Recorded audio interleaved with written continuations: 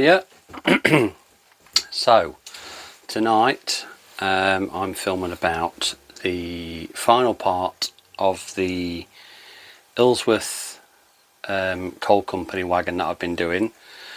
Been a long drawn out build, to be honest, and that is my own fault for changing jobs midway through a build, going from a job where I had more time to a job where I had no time or a lot less time to get in the workshop. And yes, I've done a bit with my class 2 and stuff like that in between, but I tend to do things like that just to get a break and kind of reevaluate what I'm making in the build and stuff like that. So we're going to go outside now. I've got a new tripod for the camera to sit on, so we're going to go outside now. I'm going to basically go around it a little bit. It's completely dark outside, as you can see, so I've put a bit of a light behind it and stuff like that to just try and give you an idea of where we're going and what I've done.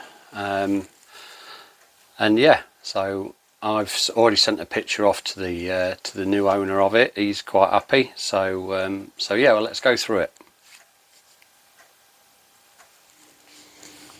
Okay, so as you can see, I've got the door drop down. I've not let it bang down because if I lift that up, you can see the sign writing across it. It's just basically to show that the door opens and closes, and these latches at the top above them, they work like proper latches should do. So they hold the door up.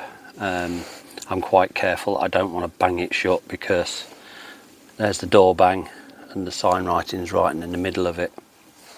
So the door bang is this part here, for those that don't know about wagons, and it's basically like a spring type of thing, so it lets the door bounce off it if it was opening by gravity. There's no load in it, it's just varnish finished on the inside, as you can see by the brown here. The light, obviously the camera stood in front of the light, so it's kind of casting a bit of a shadow, but there wasn't really much way of doing it properly. Also as well, it's just slightly out of shot, and I'm going to try and turn the camera if I can without buggering the job up too much.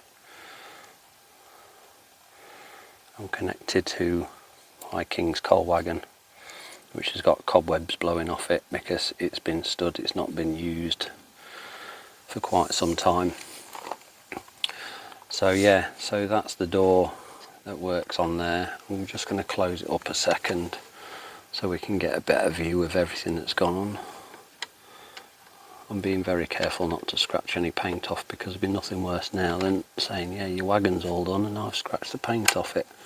There we are, so you can see it now in its full splendour. Brakes on here work, so they're working the linkage independently, so there's a brake each side on there, and then up onto the rack there is a pin that I've still got to fit on there. The paint's just drying on that, so I'm going to fit that on in a second. And then you can kind of, there's holes down there so you can pin the brakes on and stop it from rolling. The sprung buffers, not that you can see it from there, and there's one at this end as well, obviously.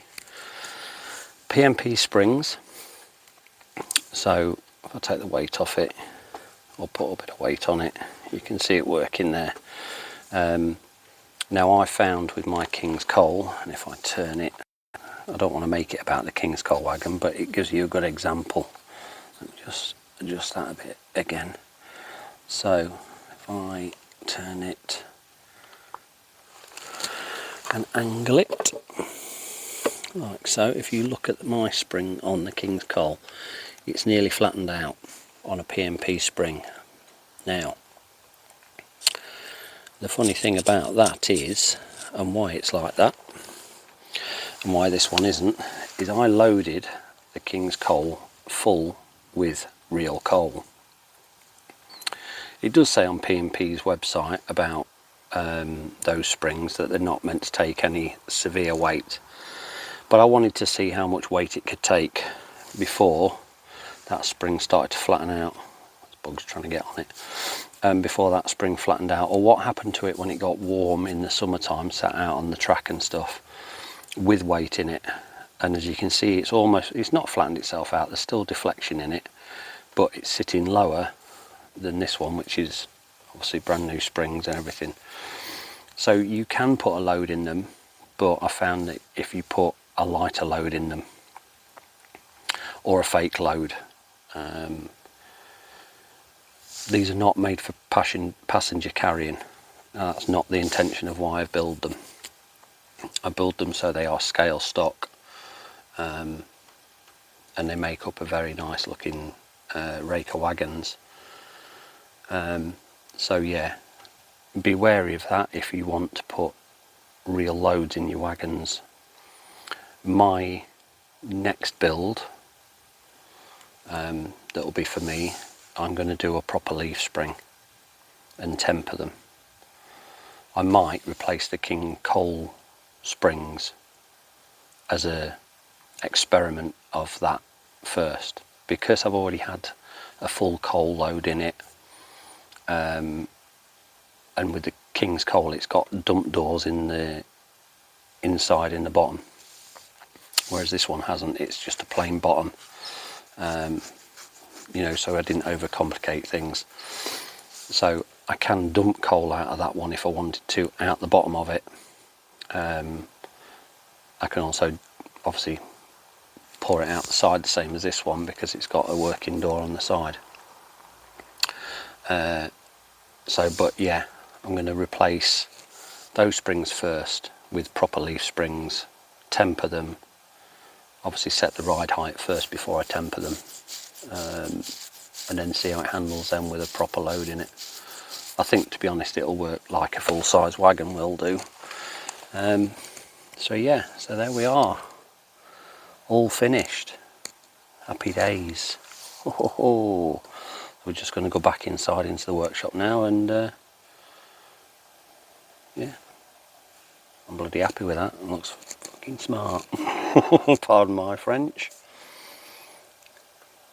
Shame to see it go, but all good things must go to the right owners, I suppose. I have heard that, well, he's told me actually, he's getting married, and this is going to be on display at his wedding reception. So if you know him, you'll probably see it. Please don't scrutinise it too much. Only messing. Anyway, let's go back in the workshop, me waffling on. So there we are, it's all done. Bench now, well, will be cleared. I'm going to put it back on the bench in a second, bring it in from outside. But yeah, happy with it, very happy with it. As I say, it's going to go on display at a wedding reception. I presume it's wedding reception. Would look a bit weird in a church, but hey, who knows. So yeah, it's going to go on display. So if you see it, you'll see it firsthand. You'll probably no doubt see it running around on the track at his local club and whatnot. It's, as I say, it's been a long time coming. I've done bits and bobs in between. As I say, it's only to make me rethink what I'm doing and reevaluate how I'm doing it and stuff like that. So for those that need a reminder, that's what it was meant to look like. I think I've done a pretty good job. That's all I had to work on, was a 00 wagon. Obviously I had works drawings of a 7 plank, 5 plank, that type of thing. It's an RCH wagon, so it was kind of straightforward in some respects. But obviously you've got to work out, you've got an extra plank of wood up the top to make it 8 planks, which means that the corner pans are different, the side straps are different and everything like that. So you have to, I had to redraw it completely to make sure that I got all the angles in. Obviously Ed at Model Engineers Laser, he got all my files for what I wanted cutting and cut what I needed, so it's a big thanks to him. So yeah, another wagon is out the door. And then I've got 1 or 2 other things that I need to clear up for other people, so they're going to get done. But my next video, we'll be back on the Class 2 and we'll go through what's been happening and what's been going on. Bit of a sneaky first though. Ooh, nice. So yeah, something for you to look forward to for the next video. So like and subscribe and tell all your friends, help me out.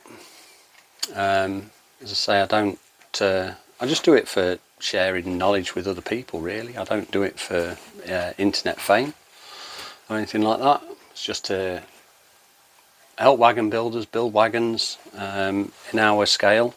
I say our scale, it's 7 1/4.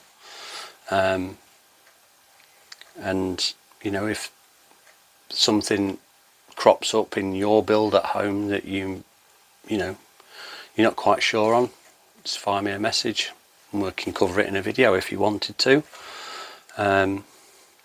which will lead me on to my next video actually, because I had one or two questions, one or two comments made about certain things that proper got on my nerves.